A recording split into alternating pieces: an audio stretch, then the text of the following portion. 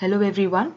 Today we are going to talk about Unit 4th of Operations Management, which primarily revolves around quality planning, management, and control. There are broadly two topics that we will be covering in this unit, that is quality management and control, and the second one is total quality management. For this particular unit, we are going to take up the topics in four different slots. First of all, we will discuss some basic concepts of quality, quality attributes, and standards.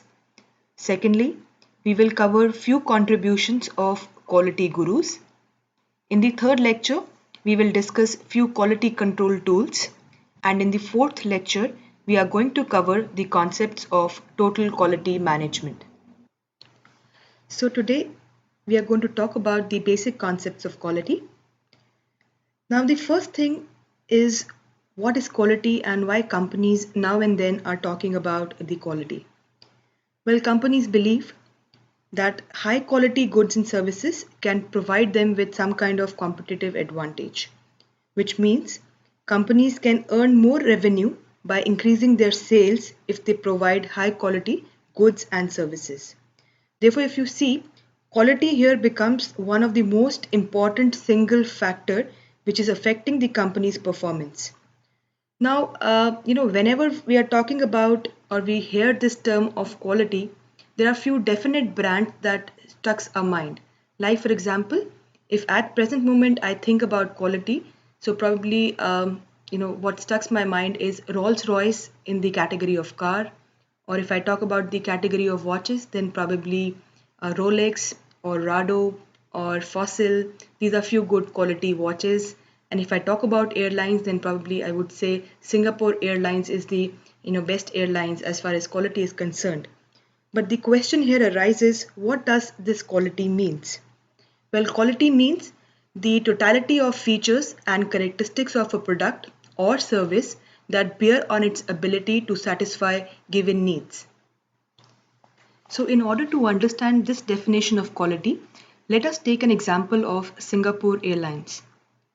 Customer expects few features like on-ground service, easy ticketing, say luggage handling, and another features like could be the cabin service, the food, entertainment services, seat comfort, what is the attitude of the crew, etc. So when a customer says that Singapore Airlines is the high quality airline, it simply means that they are meeting the customer expectations on all the set features and are providing better services than their competitors. Now there are two other perspectives from which we can view quality. One is the operations view and the second one is the customer's view. If we talk about the operations view, quality can be seen as consistent conformance to customers' expectation. Here the word conformance means that company should be able to meet some standards set for the service or the product. Like for example, in case of the Singapore Airlines, the airlines should conform to hygienic food by provided to the customers. The second thing is the customer's expectation. Here we are talking about two types of expectations. It can be needs or it can be customers' wants. Need could be seen as, for example, a customer needs clean water whenever they ask for from the cabin crew. However, the wants could be that the customer wants good quality food, say comfortable seating, so on and so forth.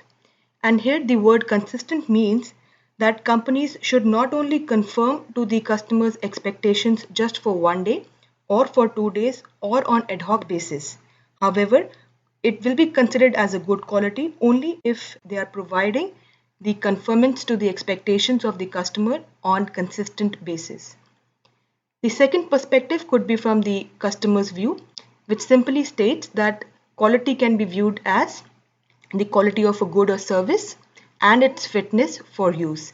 That means it revolves around the usability of the product or the service. Now let us take examples of quality in service domain like hospitals and in manufacturing domain like for example in automobile plant.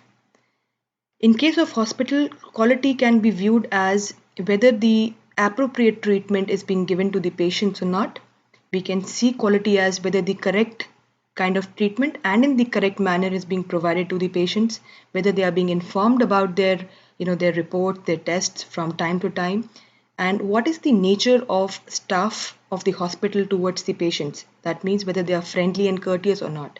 So all these parameters will determine about the quality of a hospital. However, on the contrary, in case of an automobile plant, quality would include whether the parts of the automobile has been made as per the specification. That means if we talk about the tire, what should be the thickness of the tire? There must be some standard and specification. So whether the tire has been made as per that specification, or what is the specification of the engine, what is the specification of the music system which has been installed. Also, quality can be viewed from the perspective of whether all the parts of that automobile has been assembled correctly or not. Quality can also be viewed in automobile plant from the perspective of whether the ultimate automobile is reliable or not. Reliable here means whether the car will provide you with the similar kind of mileage for pretty long period of time or not. And it also includes whether the car or the automobile is attractive or blemish free. That means it has been painted well, the design is nice, there are no scratches on it. So all these factors will determine the quality of the automobile in an automobile plant. Now let's talk about few quality dimensions and attributes. The first quality attribute is performance. Now for example, let us assume the case of a television set. When we talk about a television set, there are few performance parameters that we consider. One is of course the sound clarity, and the other one is the picture clarity, and of course what is the color clarity of the television set.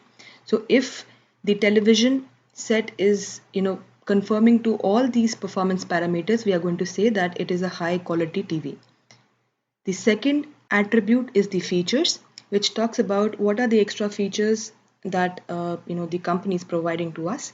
Like for example, we in case of Singapore Airlines, if it is providing you with a breakfast along with a complimentary drink or along with a cup of tea or coffee, we can say that if they are maintaining or they are increasing their quality standard.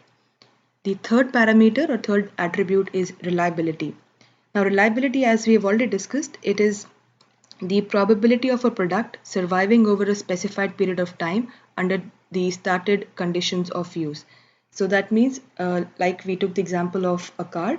If you are using a car and it is giving you, the similar kind of mileage for a pretty long period of time, that means we can say it is reliable. The third parameter is conformance.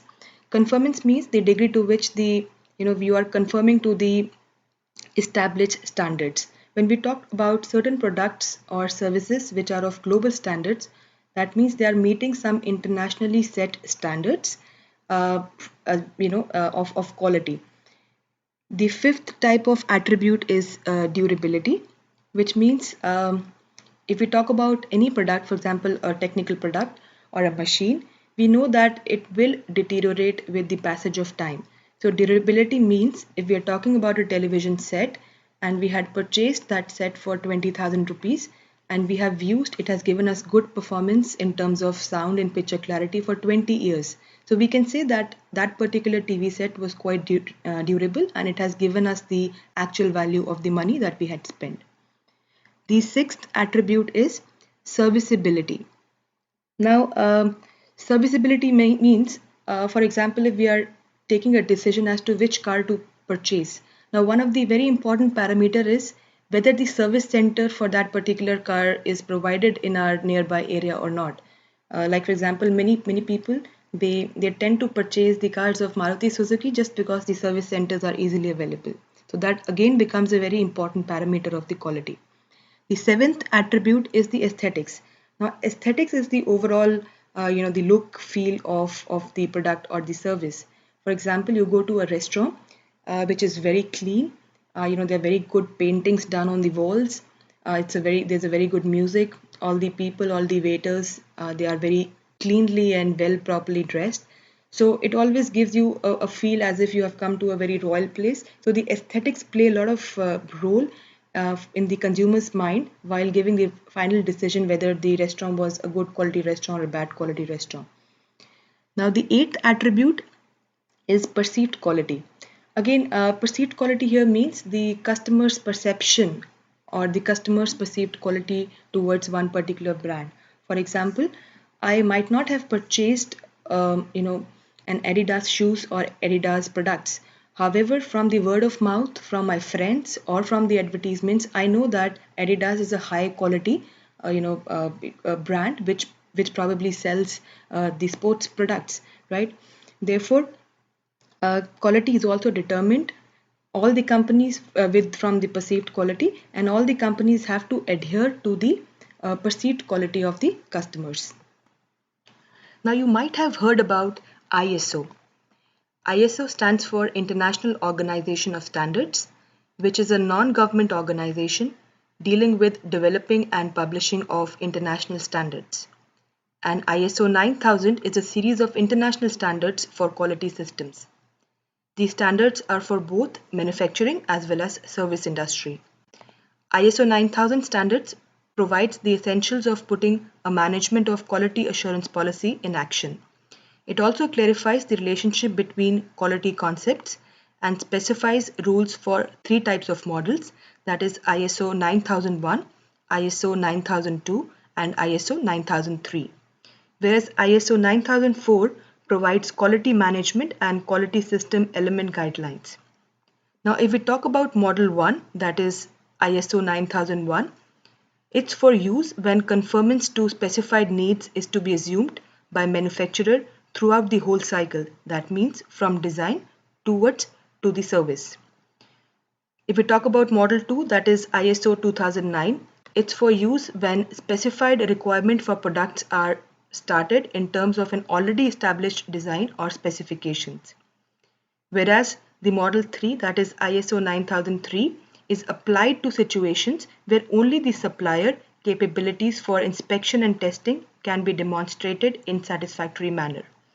So there are n number of products for which ISO certifications are mandatory, like for example, some machineries, medical diagnostic kits, etc., so that high quality of these products is ensured as per the international standards.